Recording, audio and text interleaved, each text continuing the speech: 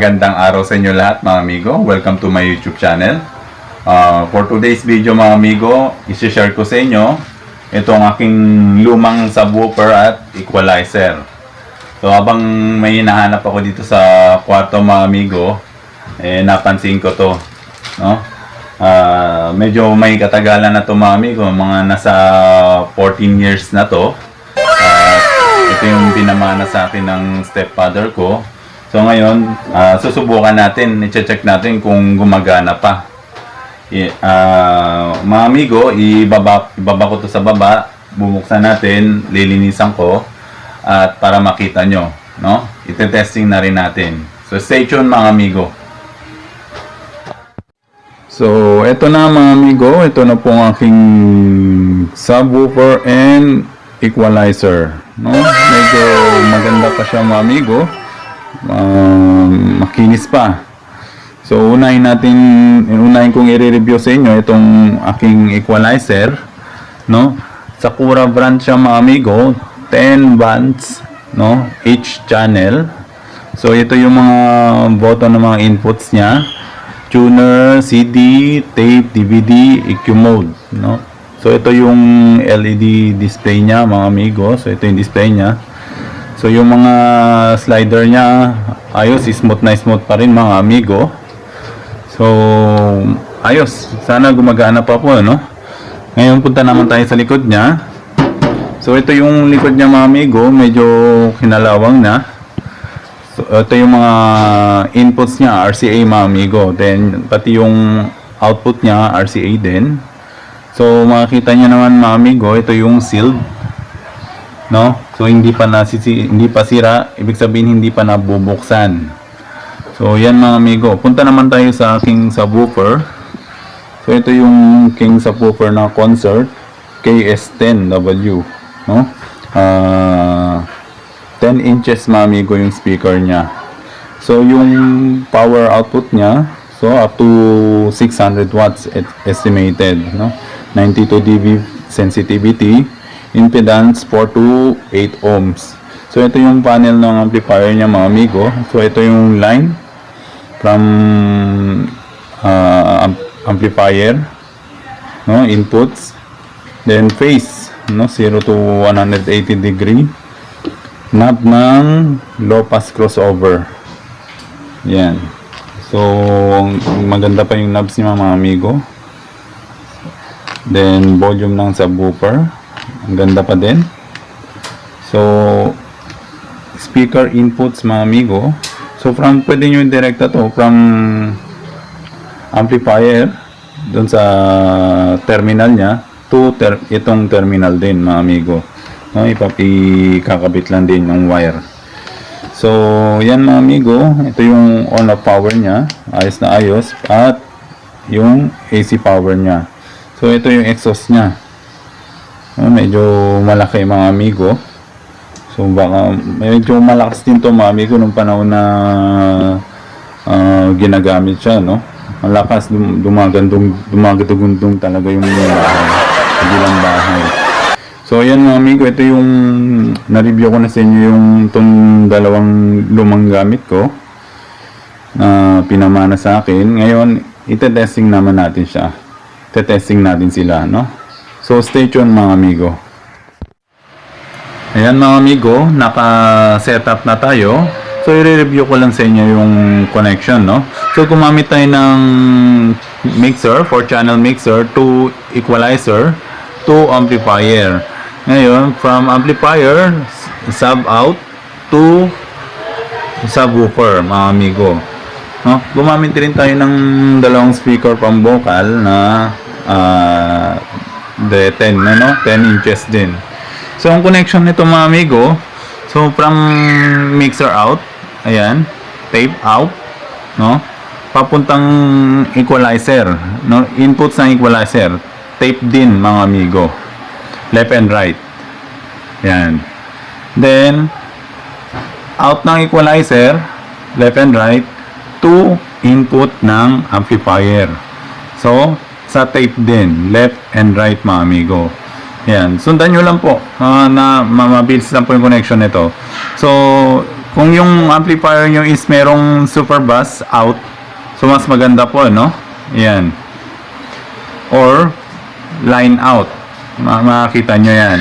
So, eto, mas maganda to kung may super bass out yung amplifier nyo. So, left and right channel, pasensya na po sa color coding, wala na po akong RCA. Ito po yung ginamit natin. So, pero same lang din naman yan, no? So, itong dilaw, ginamit natin as right channel, then yung puti as left channel. Two inputs ng subwoofer natin. Ayan. So, right channel and left channel yan, mga amigo. So, yan. Right, left. So, bago natin ite-testing, mga amigo. So, sana naintindihan nyo yung connections, mga amigo.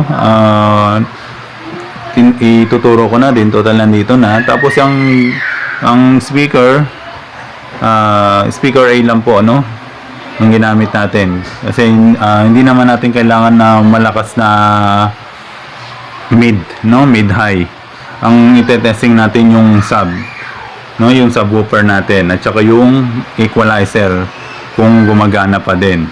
So, yan, mga amigo. Punta na tayo sa testing. So, ang audio source pala natin, mga amigo, since sira na po yung Bluetooth nito, nitong 4 channel. So, gumamit tayo ng, ano yan, no? 3.5 mm papuntang cellphone, no? So, ayan, mga amigo, testing na tayo. Ayan, mga amigo, nakabukas na po yung ating amplifier, no? At saka mixer. Ngayon, bubuksan natin yung equalizer. Ayun. So, mga amigo, gumagana pa rin siya.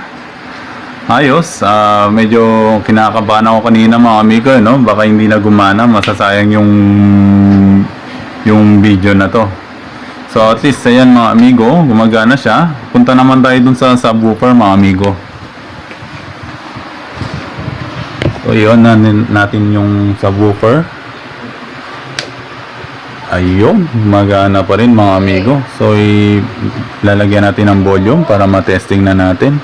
So, ilagay natin sa 3 o'clock, mga amigo. Subukan ka agad natin yung lakas. Yan.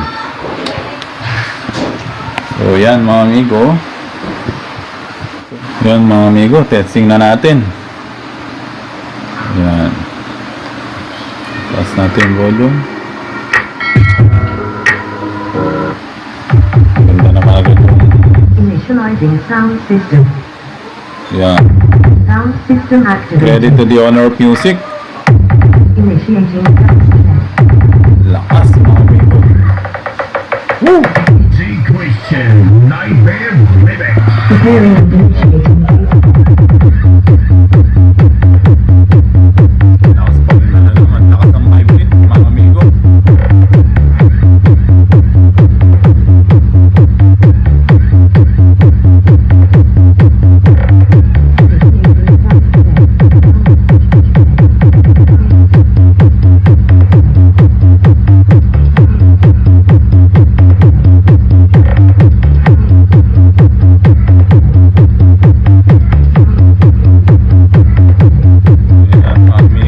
Initiating sound check.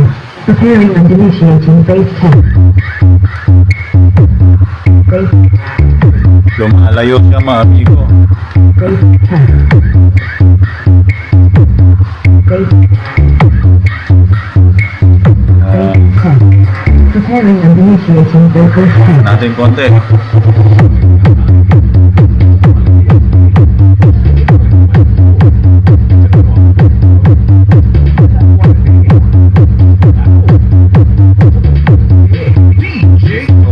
Happy ako, mga amigo. Gumagana pa rin yung aking subwoofer, no? Ang lakas pa rin ng bayo. At itong equalizer na Sakura. Kaya subukan natin tanggalin yung mid-high, mga amigo. Subukan na natin yung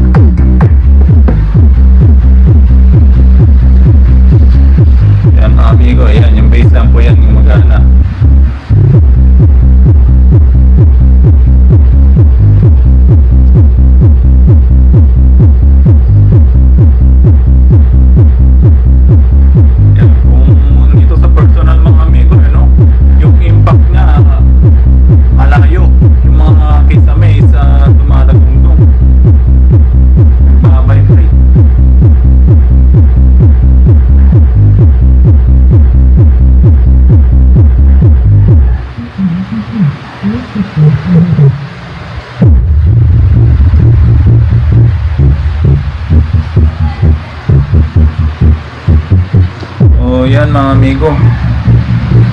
So hanggang dito na lang po ang ating ayan yung equalizer mga amigo, no? Ganda pa rin, gumagana pa rin yung mga graphics niya.